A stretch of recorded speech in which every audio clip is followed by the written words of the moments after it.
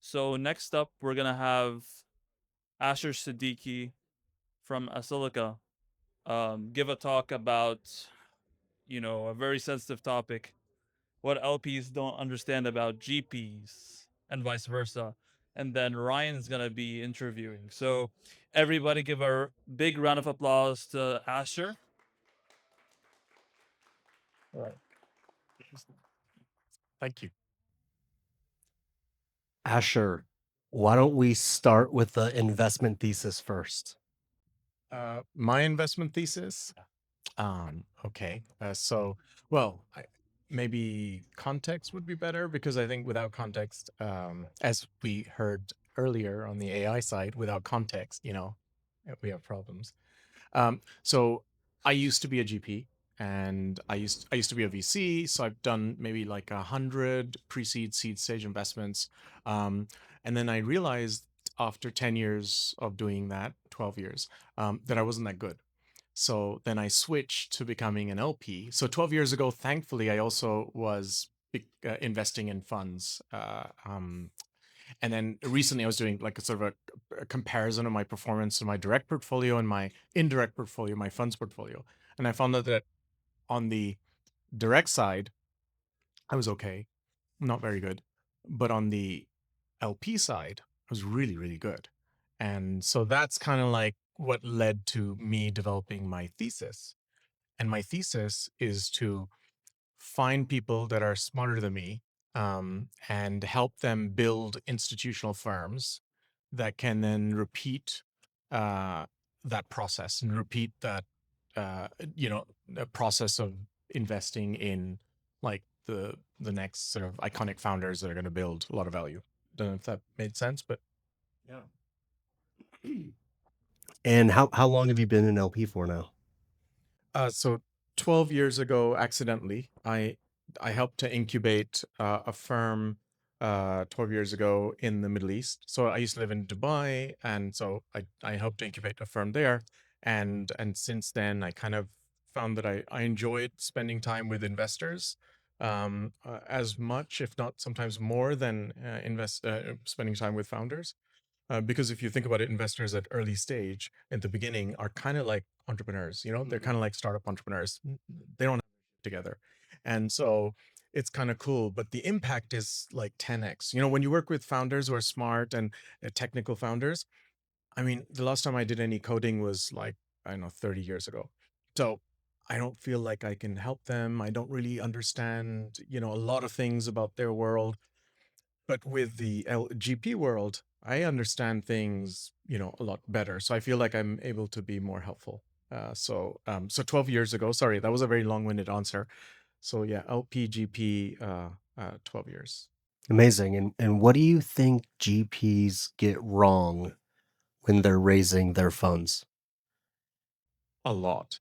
I think if I were to answer that question, we'd probably be here all night.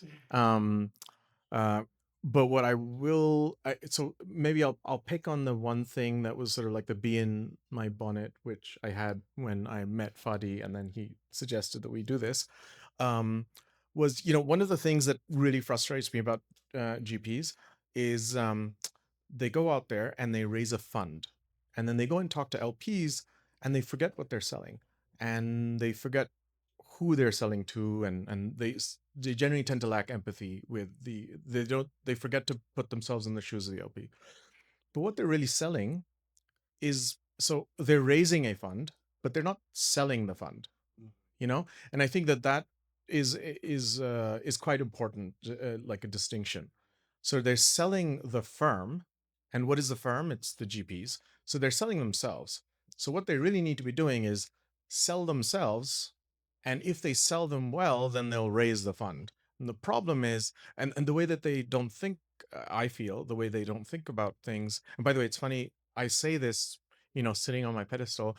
When I was a GP, I was as dumb as they are today, because I did. So practice what I preach. Don't because I won't.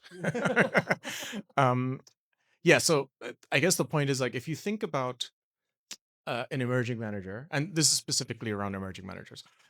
If you think about emerging managers, they're like startup entrepreneurs, and their fund is a product. So when you buy a product from a startup, you buy it for its utility, but there are 10 different products that could do the same thing. So why do you pick this product? It's because of many different things. And, we can call it marketing, go to market, blah, blah, blah. We could call all sorts of things, but the reality is it's basically trust.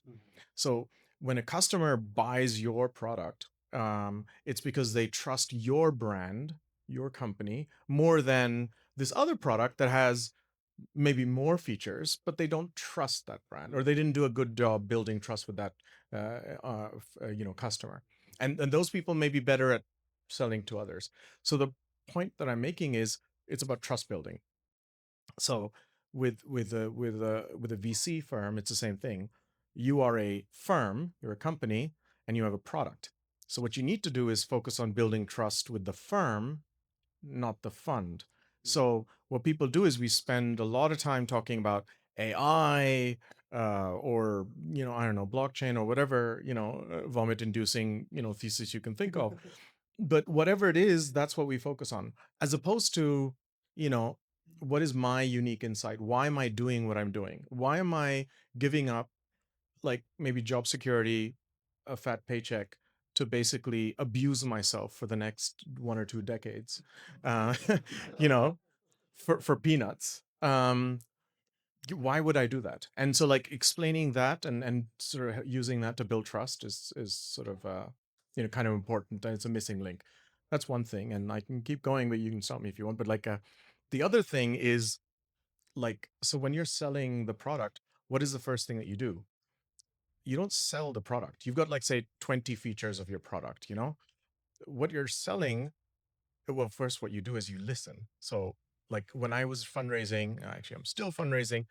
Unfortunately, it never ends. But, like, when you're fundraising, you're spending your time listening to your customer, understanding what your customer likes, what your customer doesn't like, who are they, you're kind of building, like, a relationship with them. And then once you understand who your customer is, then you pick the 3 features, not the 20, the 3 features or 2 features that you think they care about, and say, well, okay, here is a fit. These are 2 features that are in my firm, fund, whatever, that I think will resonate with you, and they'll talk about those things. So empathy is super important. Um, and that is unfortunately what GPs miss. I can go on, but I mean, I kind of want to hear more. What did GPs get wrong? I think the GPs in the room definitely want to hear this. well, I think that there's a couple of GPs in the room that have already heard this from me. So yeah. How many GPs in the room actually?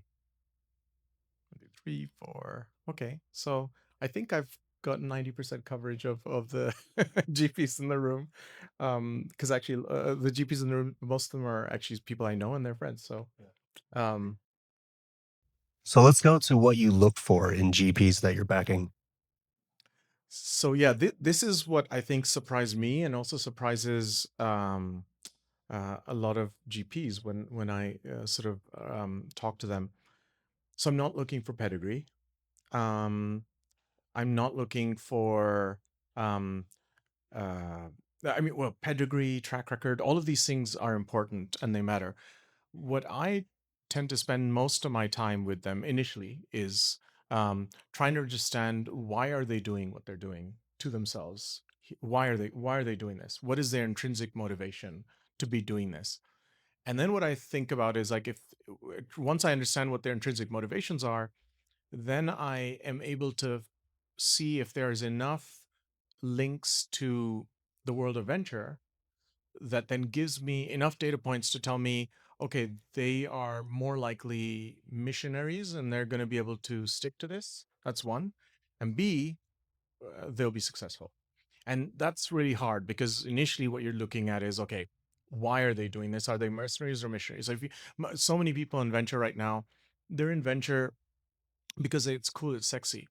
It is the opposite of cool, and it's the opposite of sexy. It's cool and sexy to everyone else, but to VCs, it's awful. Like, it's an awful life, like, and Chenzi lost, but she also agrees. because it's awful. So like it's you pay yourself peanuts. You work for founders. You try to help them, um, and you do this for a decade, and then maybe after a decade, you will figure out whether you're good or not. So you have this belief that you're good, and you have to have this belief, and then that belief is going to be knocked constantly, and most of what you will do will fail.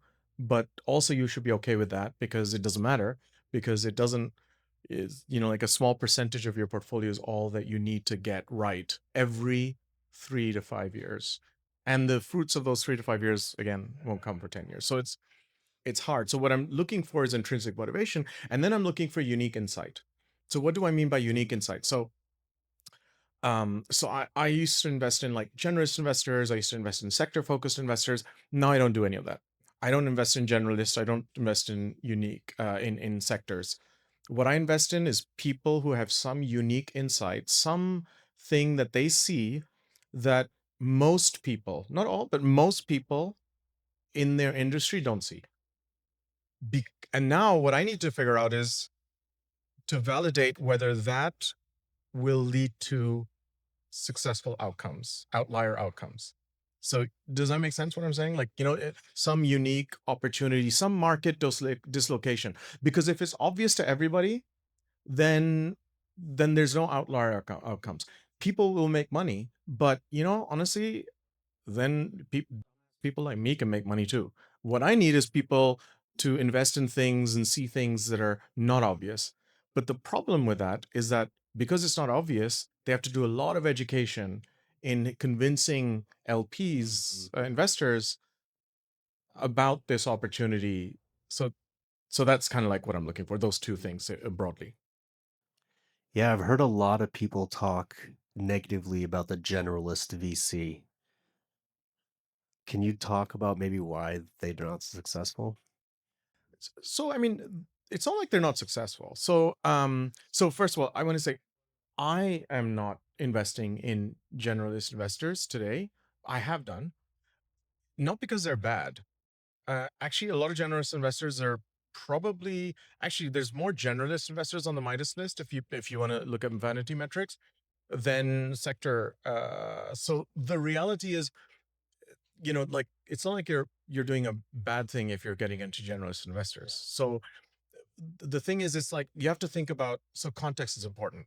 So now I'm like in the LP business, right? So now that I'm in the LP business, my lens has changed. Before, when I was playing around, I wanted access, I wanted exposure, generalist was fine. Today, I'm in the portfolio construction of fund business. So I'm constructing my portfolio. So what I'm doing is, so this is kind of funny. So as a fund of fund, I am a generalist investor, because what I do is I provide my LPs with exposure to the whole market.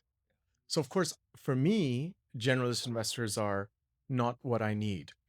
Now, there is a market narrative or against generalist investors. So first of all, they are doing well. Historically, they've done well, but the expectation is that they're not going to continue to do as well as they have done before, because the market is becoming harder and harder, and there's more competition. And so, unless you have some unique specialist insight, or you have a highly hyper specialization, you're you're going to struggle, because what will so I'll give you an example, like a very like specific example. So let's just assume that there's a startup A and a startup B. So a startup A is in a like a in fintech, right? So there's a lot of fintech funds out there. So now startup A might be valued at, I'm just going to make this up, $10 million. And then there's this hyper specialized startup that is in this very niche space. And there's maybe like one or two people who understand this space completely, right? So if you think about the competition, so there's like 20 fintech, and then there's 100 generalist investors that are also doing fintech going after that company. So in the end, because of the competition, that company that should be worth 10 million might raise at a 25 million valuation, which is fine, and power to the founder. But as an investor, you know what the fundamental concept is. You buy cheap, you sell when it's high. So the higher the entry point is, the higher the higher you need it to be valued later. And so, and that's okay, but then the risk, you just increase the risk. And we are talking about risk, right? So this is about risk management. So VCs are the most risk averse people on the planet. It's kind of funny and crazy how we are free with our careers and we do all sorts of crazy, but when it comes to investment decisions, it's like the least risk taking. There's all sorts of like processes we follow to make sure that we're mitigating risk. But so the point I'm making is that if the entry point is high, then the risk of that opportunity is higher. But when you look at, and then so you need more higher concentration of shots on goal to return the capital to your LPs and then to make money yourself. But when you're in a hyper specialized space, like there's hardly any competition. Um, so you're competing with a few people. And so then because of that, the entrepreneur has less power. And I apologize for saying this, but this is the reality of how we raise. So if the entrepreneur has less power, then the investors could get a better deal. And so if the lower entry price is lower, then I don't need you to necessarily go all the way to give me an outcome. So I'll give you an example. So and this was like evident to me just this last couple of weeks ago. So a couple of weeks ago, I was basically a couple of weeks ago, I told my wife, you know what? I am a terrible investor. I need to stop fooling myself and lying to myself. I need to get a job. I need to stop doing this.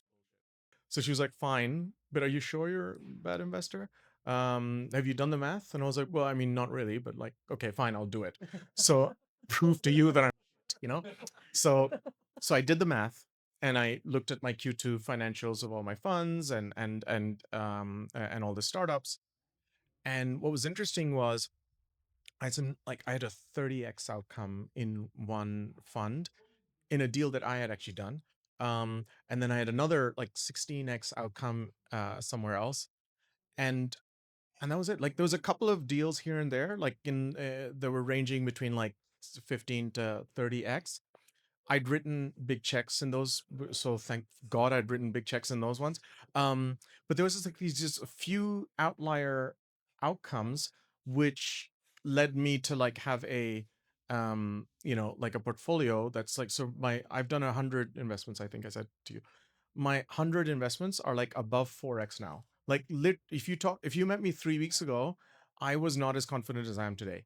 I was like, a dumb guy. I don't really belong in venture, Now, like above 4x, bitch. But that's not good enough. That's not good enough. Because no, it's not good enough. No, no, no. That was meant for that. And that's not good enough because there's so many people out here who are. So I'm like, okay, I have a right to play, but I don't have a right to win. You know what I mean? It's like, okay, I can somewhat justify my existence. Then I looked at my funds portfolio.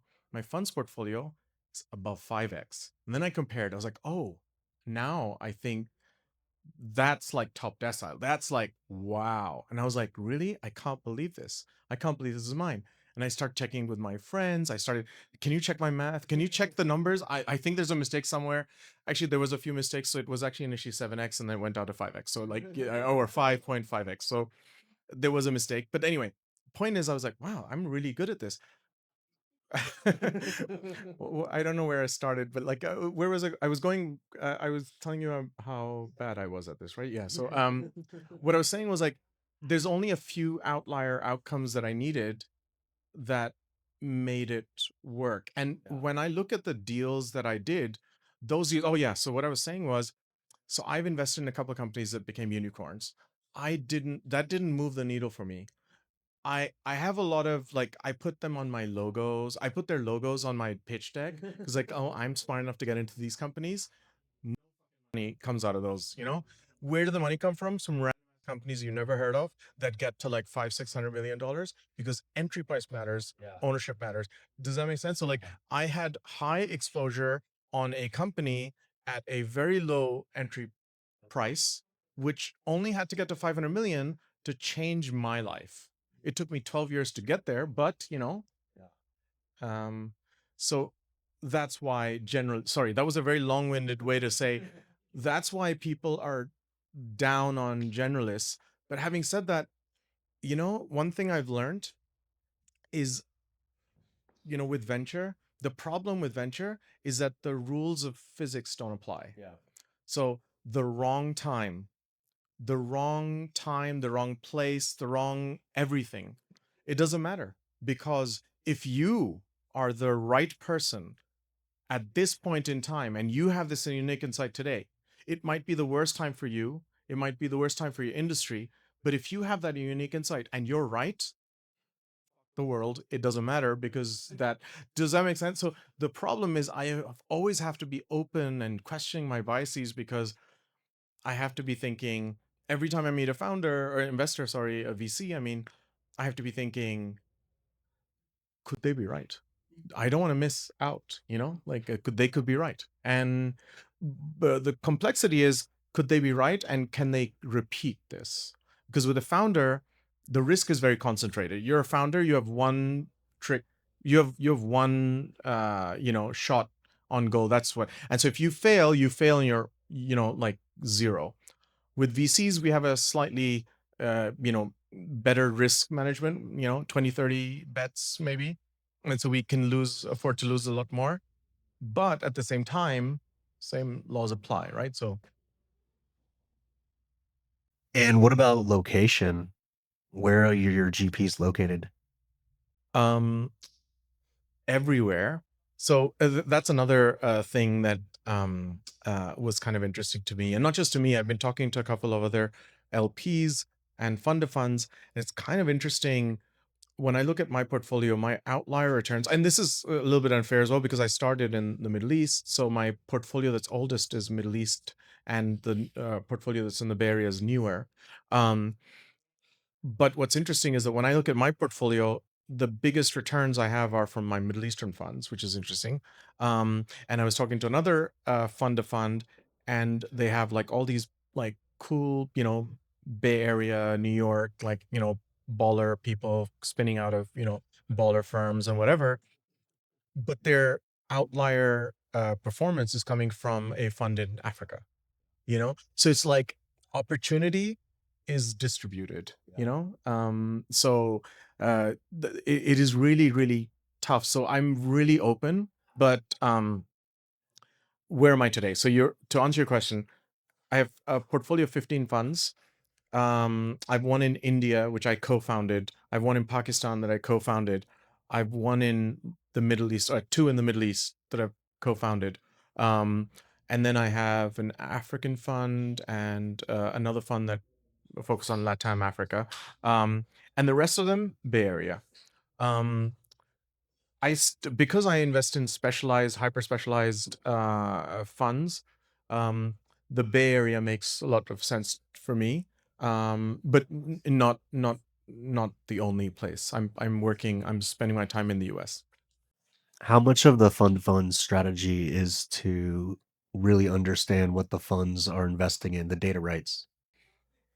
Um, so obviously you want to understand their thesis. You want to understand how they arrive at their thesis, and then, to be honest, if I understood what they did, then I'd probably do it myself. So what I do is I try to understand what they're doing and see if I can do it myself. And if I find that I can't replicate it myself, then I start to think, okay, that's a good sign. And then I start to think about how many other people do I know that could replicate this strategy. And then if I can't find many people, then that's a good outcome. Yeah.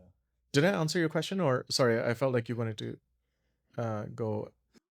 Oh, that's fine. That's fine. Yeah, go ahead. Um, what advice would you give to an emerging manager that did want to start in VC? Don't. It's too hard. Too hard, not repeatable. So no, so I actually posted. I don't know if I posted, but yeah, I think I posted this a couple days ago.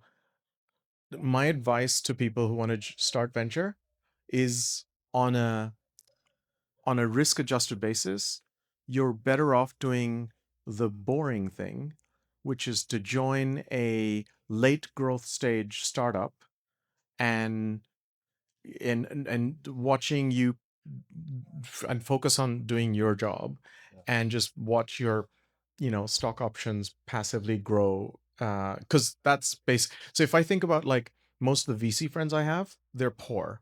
When I look at most of the friends that I have that work for like the big tech majors, they're the ones who are LPs and my poor friends, you know what I mean? So like I feel like that's and the reason why that is hey, that's what you'll get from me. So what is interesting about like about the Bay Area, and it's kind of funny, like we act like we're good people and we're like commies or whatever. The reality is we epitomize capitalism, but I understand where the the disconnect is, because people think, oh, but we're good people, we like to spread the love. So I think what happens is that we're capitalists, but we're just a high concentration of capitalists that then get to um and because there's this redistribution of wealth that happens when these companies are successful because of the stock options, whatever, you get this wealth creation at scale. So when you think about the Bay Area, the reason why I convinced my wife to move to the Bay Area, because we moved only a couple of years ago, was because I was showed her the data. I was like, honey, how many millionaires are created in, like, I mean, she was like, why can't we move to like Brooklyn or, like Miami or Austin or whatever? Why does it have to be here? Because she's German and she wants to fly directly home and stuff. Um, I'm like, how many millionaires, how many will be created from companies here? It's like maybe a few hundred.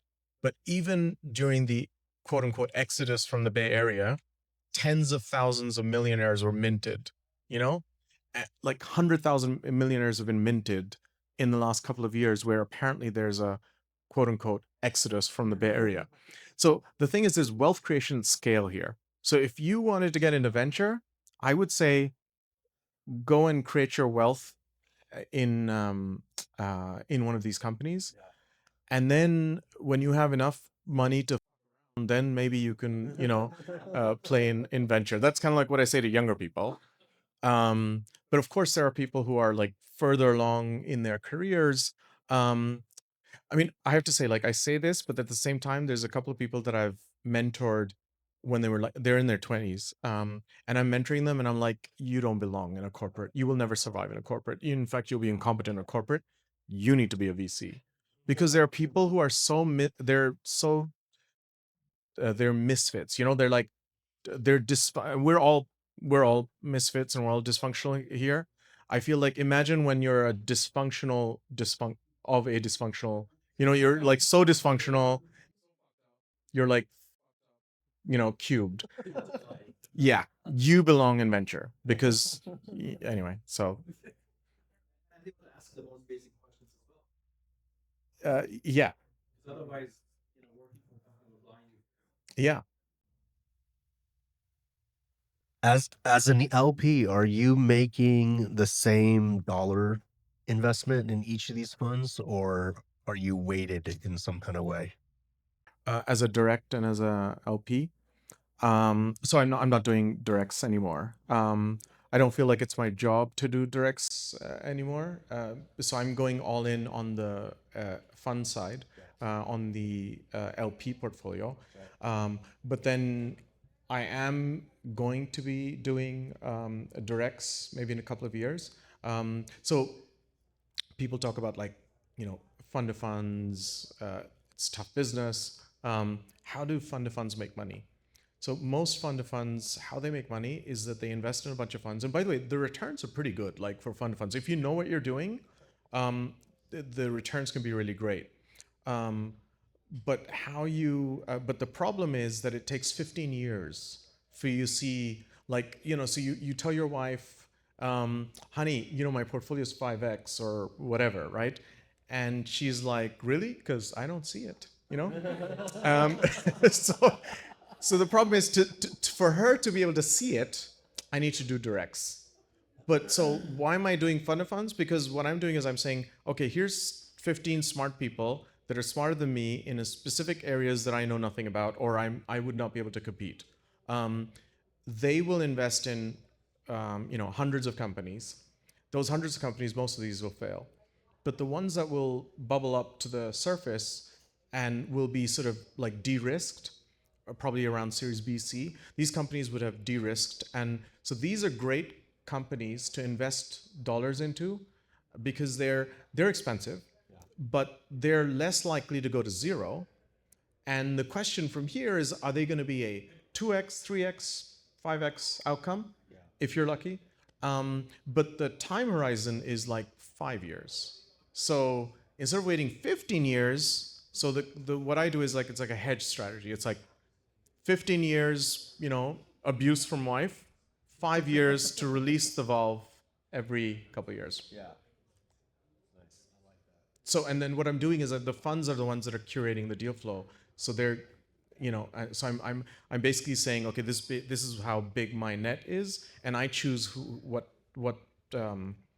materials are going to be on the net, and then so I know what type of things the net's going to catch. Are you charging 1 in 10? Okay. Can we take some questions? I'm trying to understand how someone who's dysfunctional in the corporate world can be successful in VC. What happens that they can functional in the VC world but very dysfunctional on the other side? Yeah, that's a great question. So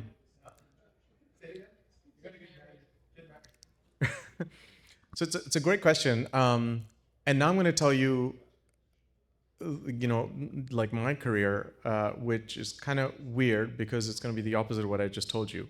So I'm full.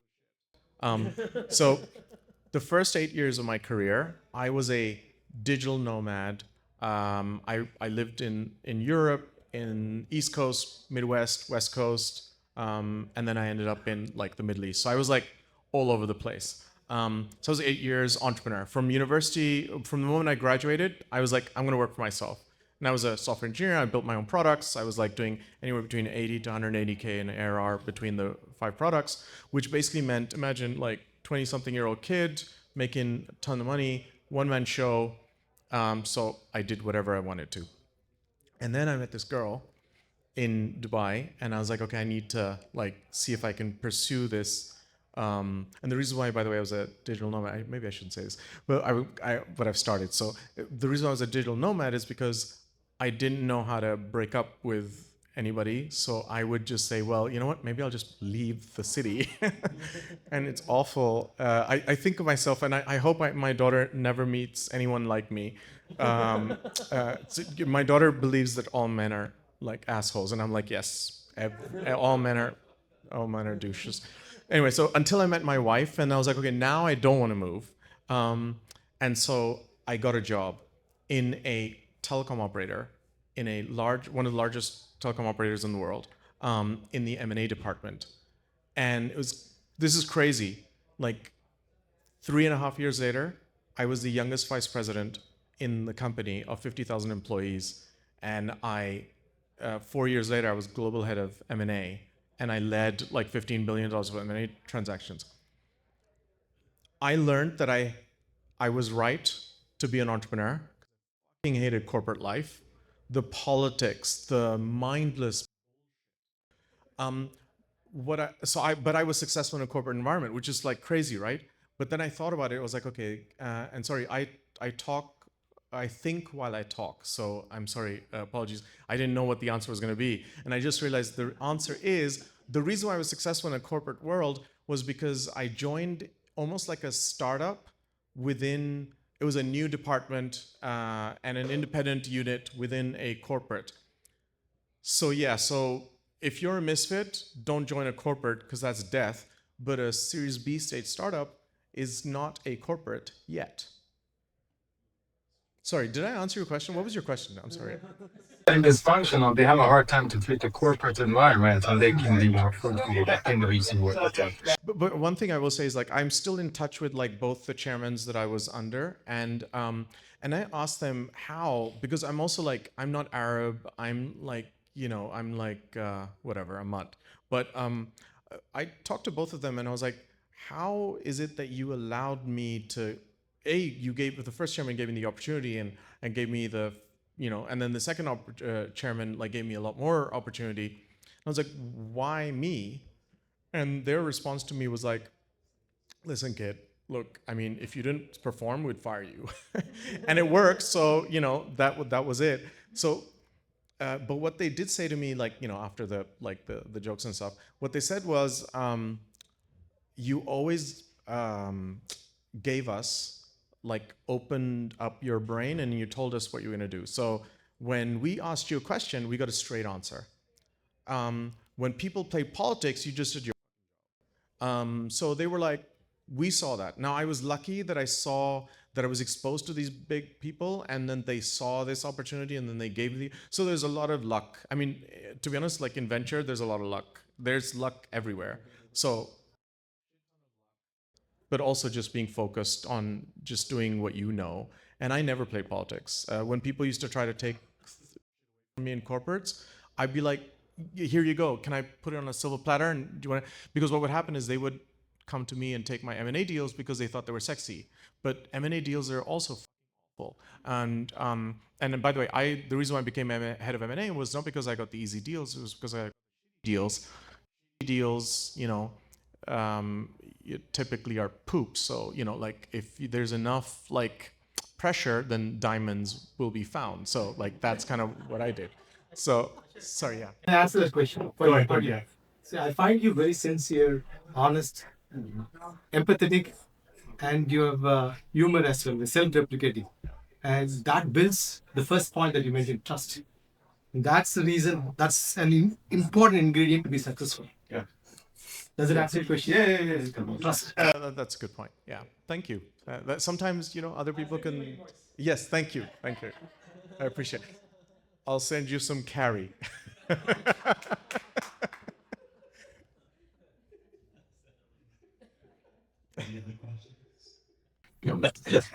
So you mentioned that just a handful of deals drove your outsized returns. The regions that you mentioned made me think, oh, those were the riskier deals. So would you say that outsizely risky deals drove your outsized returns? Yeah. So that's a great question. So yeah, Africa, Middle East, but doesn't always have to be a region deal. So for example, I've been a GP in many funds, and one of the questions that we used to ask ourselves was, are we taking enough risk? Because the problem is when you raise money and you have capital, then you start to do the easy stuff. Like, the deal flow comes to you and you're like, yeah, this is good enough. And then we used to stop ourselves because when we found that there was too much consensus around, what I find with a lot of VCs is that they don't ask that question. They don't ask that question. It's like, are we taking enough risk, or are we just taking the easy route? And the tragedy is that you can take the easy way and you'll still be okay. You'll return capital to your exactly. Exactly. Exactly. And that's what VCs need to understand. It's like the reason why LPs give us money is because we're providing them with outlier returns. And if you're like, so really our job is to take risk. The question is, A, are you taking risk? But then the question is, which risk are you taking? That's really what you're paid for. And how you manage that risk. Thank you. Yes. Brilliant.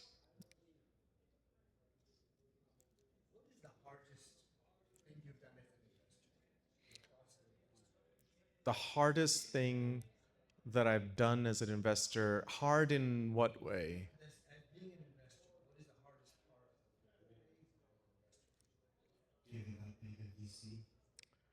That would have been. I was looking forward to like working at a boring company and stock options. Honestly, I was thinking about it. Yeah.